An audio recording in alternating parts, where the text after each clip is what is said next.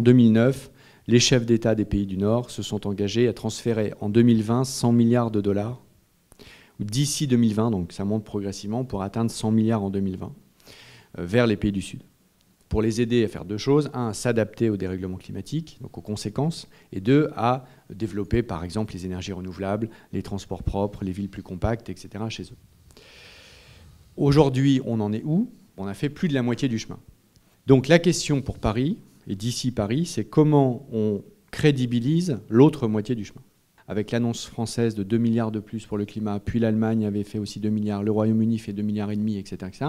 En additionnant tout ça, et sur des enjeux techniques que je ne développe pas ici, on peut crédibiliser la trajectoire des 100 milliards. Et ça, c'est un sujet absolument déterminant, parce que les pays du Sud, comme vous l'avez dit, se raccrochent à ça en disant « mais vous nous avez fait une promesse en 2009, si vous n'êtes pas capable de nous montrer comment vous allez l'honorer, pourquoi moi je signerai de nouveau un accord alors que vous n'avez pas tenu l'engagement précédent ?»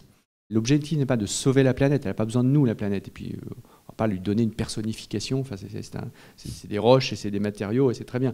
L'enjeu, c'est notre capacité à vivre en paix sur cette planète potentiellement déréglée, avec des écosystèmes déréglés. Et on voit qu'aux États-Unis, des choses bougent de manière absolument spectaculaire dans quelques États, notamment la Californie, qui est en train d'inventer, on pourra y venir, ce que je pense être le gros sujet qui va nous permettre de rester sous les 2 degrés, c'est la connexion entre l'économie numérique et l'économie verte.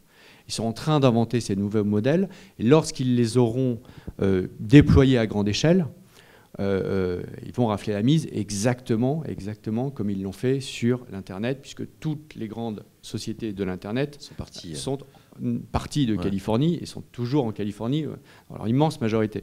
Donc il y a un enjeu non seulement technologique, mais il y a un enjeu de quelle est la capacité du système financier ou de l'écosystème financier à faire émerger ces nouveaux champions de l'économie de demain.